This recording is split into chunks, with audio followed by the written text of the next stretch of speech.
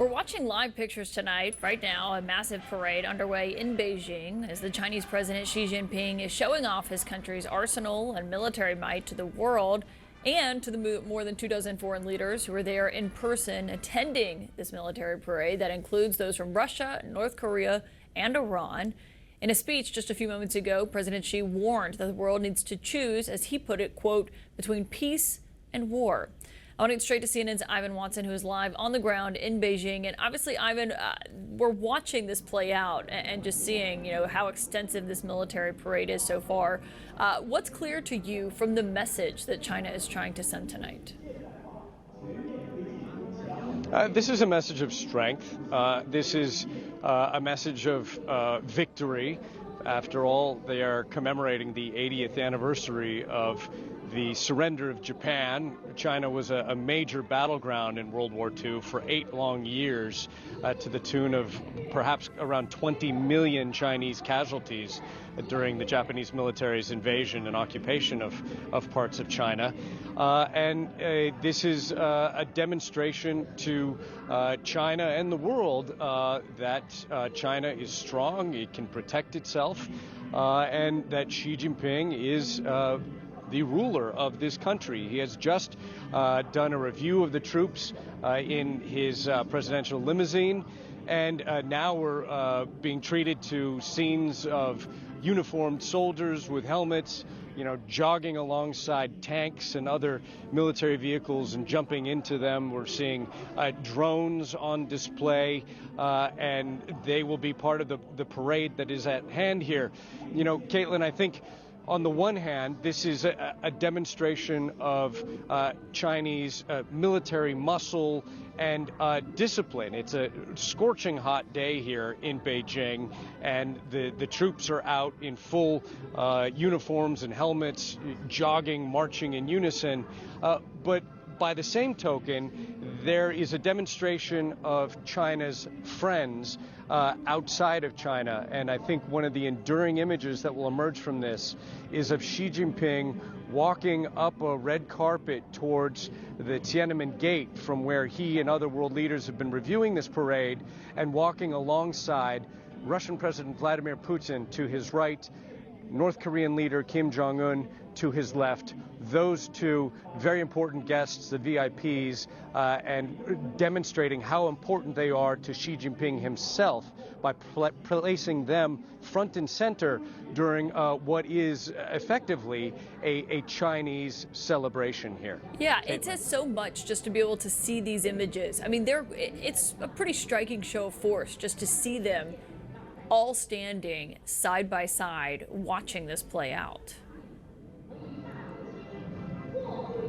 It is, and it comes after days of diplomacy.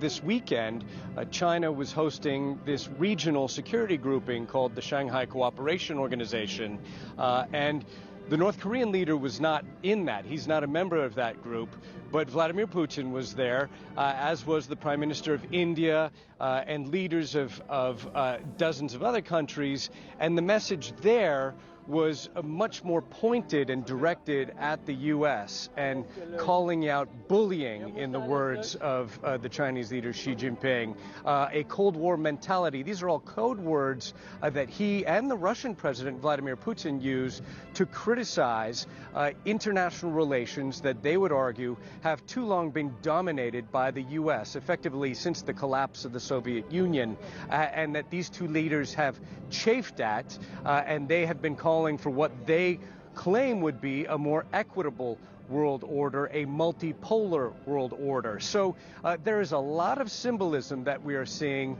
over the course of the last several days, from diplomacy now to military might. Caitlin.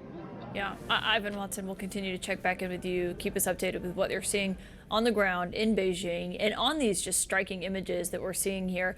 I also want to bring in CNN's senior military analyst and the former NATO Supreme Allied Commander, Admiral James Stavridis, who's joining me this hour. And Admiral, I mean, just to what Ivan was showing there, I mean, these pictures, just to see Kim Jong-un, Xi Jinping, Vladimir Putin all together. As someone with your experience, how do you see these? What does that say to you? What message does it send?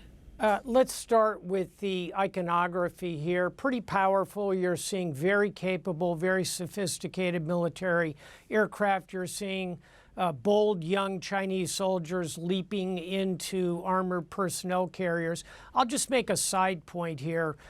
China has not been in a significant war since the Korean War. They don't have a single admiral or general who's ever been in combat. They have had a dust-up with Vietnam in the 1970s, a border skirmish with India. They're not an experienced military. You can make the argument, Caitlin, that's to their credit. They've avoided war. But significantly, if you had to stack up the U.S. armed forces, like it or not, we're a highly blooded armed force. We're quite experienced. I think that's a factor worth considering. Where I want to park is Ivan's excellent point about the diplomacy that preceded this. I'm less concerned about the parades and the sharp-looking troops and the jets. What I'm concerned about is the way, in particular, India and Modi appear to have really aligned themselves with China and Russia. That's where we really ought to focus here. Less on the military parade, more on the diplomacy. Can I ask you on that? Because the president actually just, clearly is also watching this and said tonight, the big question to be answered, I'm quoting President Trump now, is whether or not President Xi of China will mention the massive amount of support and blood the United States of America gave to China in order to help it secure its freedom from a very unfriendly foreign invader. He goes on to say, may President Xi and the wonderful people of China have a great and lasting day of celebration. He says, please give my warmest regards to Vladimir Putin and Kim Jong-un as you conspire against the United States of America. That would be kind of the ultimate mixed message as far as I'm concerned. There is no doubt that Vladimir Putin is a malevolent force in the world.